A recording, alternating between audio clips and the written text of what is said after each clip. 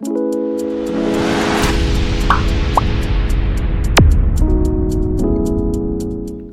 Stenographers, be ready for the dictation. The speed of dictation will be 115 words per minute. 10 seconds to go.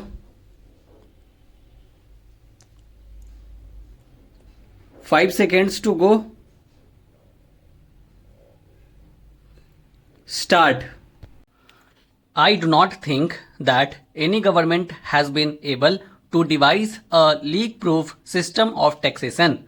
I also acknowledge that the profit motive is a great stimulant to exertion and rules human conduct in whatever walk of life it may be, whether it is the capitalist, the middle classes, the labor, or the agriculturists with whom we may have to deal.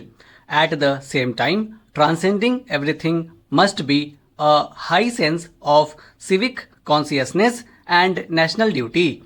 What would riches avail those who have hoarded wealth if the economic problems of the country remain unsolved and lead to chaos?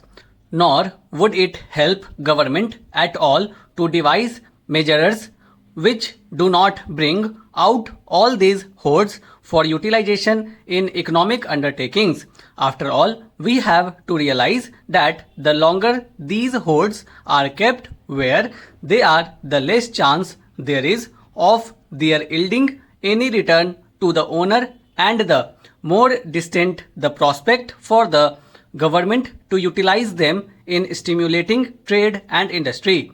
The problem, therefore, is not merely ethical but also economical. Economics is an intentionally practical science, and I would urge upon you to look at the practical side of the problem more closely and to evolve remedies whereby we can harness these hidden resources for the purpose of national service. I have always maintained that it is the duty of every citizen who has talent, who has experience, and who has ability to give the benefit of these virtues to the nation. I can assure you that if you can put forward constructive suggestions in this regard, government would be only too glad to give their close and earnest consideration to them. However, as I have stated, I would not regard temporary palliatives as adequate. They may only succeed in postponing what would, if we do not take action in time, be inevitable. In my judgment, the key to our economic situation lies in increased production. The problem of increasing production has to be looked at in two ways. It means a greater utilization of our industrial capacity at present. It also means that we must not be content with merely utilizing what we have, but must explore fresh woods and pastures new. For the expansion of our industrial effort, we must obviously have more capital and investments in the economy. Increased production would enable us not only to meet the demands of the consumers but also to substantially cut down our imports, thereby saving valuable foreign exchange for other more pressing needs, chief of which would be the import of capital goods which we would require for old or new industrial undertakings. A few industries in which I feel increased production is possible and must be achieved are steel, cotton, textiles, sugar, electrical goods, chemicals, machine tools, paper and cement.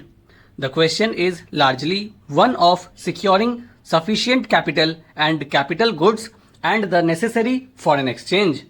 In laying out our program, however, our aim must be to survey our resources and to plan them out on the basis of what we can achieve in the near future and to ensure that what we produce goes a long way in reducing our dependence on currencies which we can save in order to further intensify our industrial effort.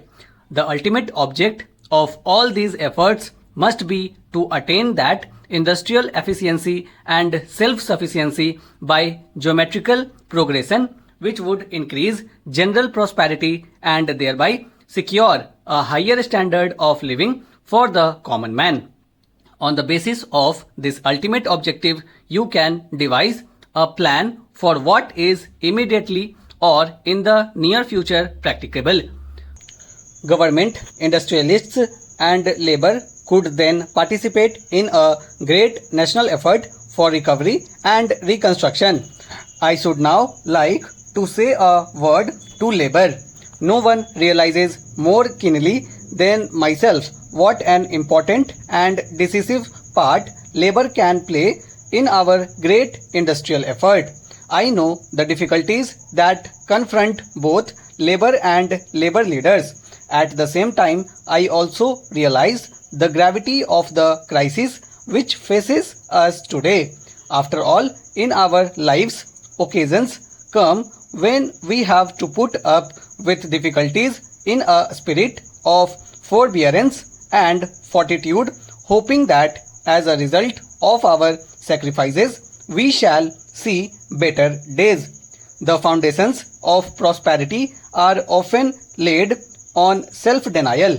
Today, when the national demands sacrifices all round, let labor also make sacrifices and help other to do so. Let it be to labor's credit that it has taken the lead and shown the way. If others do not follow, the nation will know how to deal with them. Let them trust the judgment of the nation and those to whom has fallen the duty of leading the nation through the present crisis. I can claim longer association with organized labor than probably many labor leaders today. I served my apprenticeship under that great leader of men and that great friend of labor, Mahatma Gandhi. Stop.